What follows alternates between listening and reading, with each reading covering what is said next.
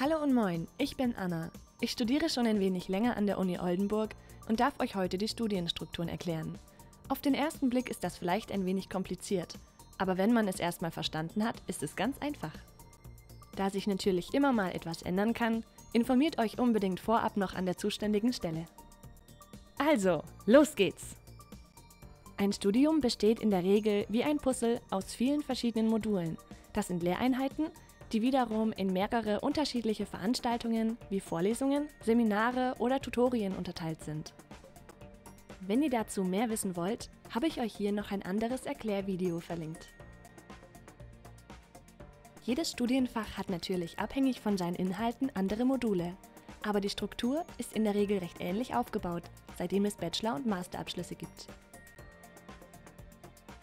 Jedem Modul wird dabei eine bestimmte Anzahl an Kreditpunkten zugewiesen. Stellt euch das so ein bisschen wie eine einheitliche Währung vor, denn der Umfang des gesamten Studiums, die Aufteilung der verschiedenen Bereiche und die Größe von Modulen wird mit diesen Punkten ausgedrückt. Kreditpunkte oder ECTS, wie sie international heißen, werden dabei genutzt, um etwas über euren Arbeitsaufwand auszusagen und das Ganze auch noch unter allen europäischen Mitgliedsländern vergleichbar zu machen. Wenn ihr also mal im Ausland studieren solltet, könnt ihr dort erhaltene Punkte recht einfach in euer Studium in Deutschland einbringen. Daher auch die Abkürzung, die für European Credit Transfer and Accumulation System steht. Die Kreditpunkte erhaltet ihr im Übrigen meist nur, wenn ihr die Prüfungsleistungen in einem Modul absolviert und bestanden habt. Im Laufe eines Bachelorstudiums, dem grundständigen Studiengang, mit dem ihr den ersten akademischen Grad erreicht, sammelt ihr in der Regel 180 KP bis zum Abschluss. Die einzige Ausnahme ist der Bachelor Comparative and European Law. Hier sind es 240 KP. Nach dem Bachelorstudium könnt ihr euch entscheiden, in den Beruf einzusteigen oder euch weiter zu qualifizieren, indem ihr noch ein Masterstudium anschließt. Bei dem Masterstudium handelt es sich in der Regel um einen weiterführenden Studiengang, der Inhalte fortführt oder vertieft. In manchen Fachbereichen kann dies sehr sinnvoll sein, um die beruflichen Aussichten zu verbessern. Beim Lehramtsstudium zum Beispiel ist der Masterabschluss sogar zwingend erforderlich. Der Umfang des Masterstudiums hängt vom vorher absolvierten Bachelor ab. In der Regel besteht ein Master aus 120 KP. Doch was bedeutet das eigentlich? Ein Punkt steht für etwa 30 Stunden eures Arbeitsaufwandes. Dabei sind sowohl Vor- und Nachbereitung, die Prüfungsleistung sowie eure Anwesenheit in den Veranstaltungen eines Moduls mit eingerechnet. Die KP geben euch so Aufschluss, wie viel Zeit ihr in etwa braucht, um euch die Inhalte zu erarbeiten. Natürlich kann sich dies von Person zu Person und auch von Fach zu Fach etwas unterscheiden. Belegt ihr ein Modul, für das die Studienordnung zum Beispiel 6 KP veranschlagt, könnt ihr also grob mit einem Aufwand von 180 Stunden rechnen. Diesen bekommt ihr dann auch bei bestandener Prüfung mit den 6 KP honoriert. In den Prüfungsordnungen könnt ihr jeweils immer nachlesen, wie viele KP für ein Modul veranschlagt sind.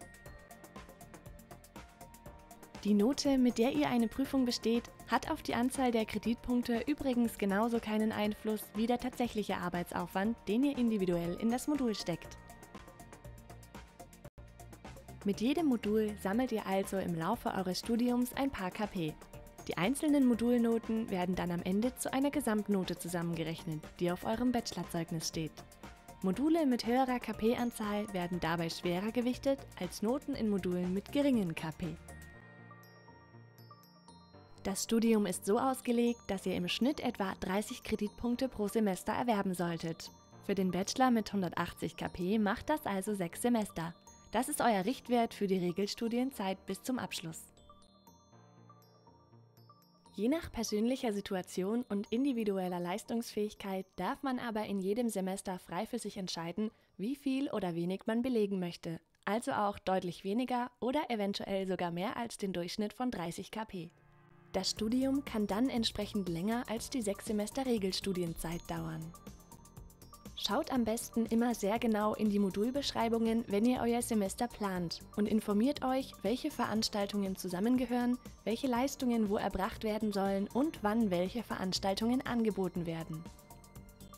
Es gibt nämlich Module, die nicht jedes Semester belegbar sind, solche, die über 2 Semester gehen oder auch welche, für die man vorher ein bestimmtes anderes Modul bestanden haben muss, bevor man das nächste belegen kann. Damit kommen wir jetzt zu den verschiedenen Bereichen, in die sich ein Studium grob aufteilt. Egal was für einen Bachelor ihr studiert, es gibt immer grob dieselben Bereiche, die ihr kennen solltet.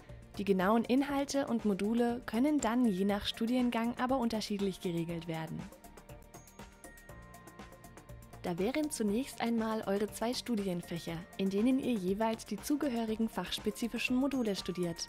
Solltet ihr einen Fachbachelor machen, dann studiert ihr hier natürlich nur ein Fach. Die meisten Fächer unterteilen dabei in Basis-, Aufbau- und teilweise Akzentsetzungsmodule. In der Regel belegt man zunächst die Basismodule und dann die Aufbaumodule. Das ist aber auch von Fach zu Fach sehr unterschiedlich. In manchen Fächern ist es laut Prüfungsordnung Pflicht, zunächst die Basismodule zu belegen, in anderen geht das parallel. Schaut hier am besten genau in die fachspezifische Anlage. Im Professionalisierungsbereich studiert ihr weitere Module, die entweder fachnah gestaltet sind oder euch ermöglichen, ein wenig über den Fachhorizont hinauszuschauen. Für das Berufsziel Lehramt wird euch hier beispielsweise das bildungswissenschaftliche Curriculum verpflichtend vorgegeben. Ihr müsst diese Inhalte also belegen. Sie bereiten euch auf euren späteren Beruf vor und vermitteln euch wichtige fachübergreifende Kompetenzen, die ihr dabei brauchen werdet. Ein bisschen über den Tellerrand schauen könnt ihr dabei aber trotzdem. Studiert ihr nicht auf Lehramt, könnt ihr relativ frei für euch interessante Veranstaltungen belegen. Teilweise gibt es auch Zertifikatsprogramme. Wenn ihr dort die zusammengehörigen Module studiert, könnt ihr noch eine Extrabescheinigung erhalten. Schaut also, was für euch spannend klingt oder euch vielleicht bei eurem künftigen Berufswunsch weiterbringen könnte. Apropos Beruf. Zu eurem Bachelorstudium und dem Professionalisierungsbereich gehört außerdem ein Praxisbereich mit 1 oder 2 Praktika. Ich habe euch das zur besseren Übersicht einmal gesondert aufgeschrieben. Hier könnt ihr also in eure möglichen künftigen Berufsfelder hineinschnuppern und Erfahrungen aus dem Arbeitsalltag sammeln. Das ist wichtig, um nicht nur einen klaren Blick auf nötige Kompetenzen zu bekommen, sondern auch nochmal zu hinterfragen, ob es wirklich die berufliche Richtung ist, in der ihr später arbeiten wollt.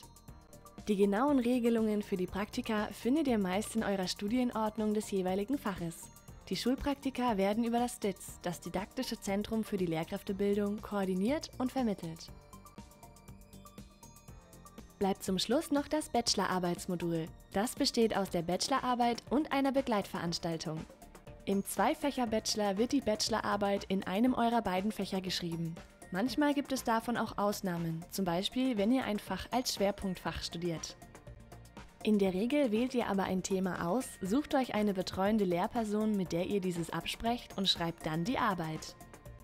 Weitere Informationen, wie genau diese Bachelorarbeit auszusehen hat, was vorzubereiten ist und alle weiteren Aspekte findet ihr in den fachspezifischen Anlagen der Prüfungsordnung.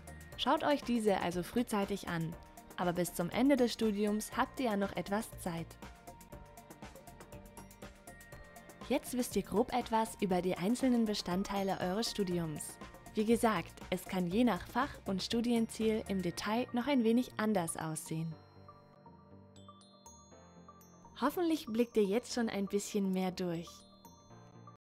Zum genaueren Aufbau und zu den Vorgaben gibt es noch je nach Studiengang ein weiteres Video. Schaut doch mal rein. Viel Spaß und alles Gute für euer Studium!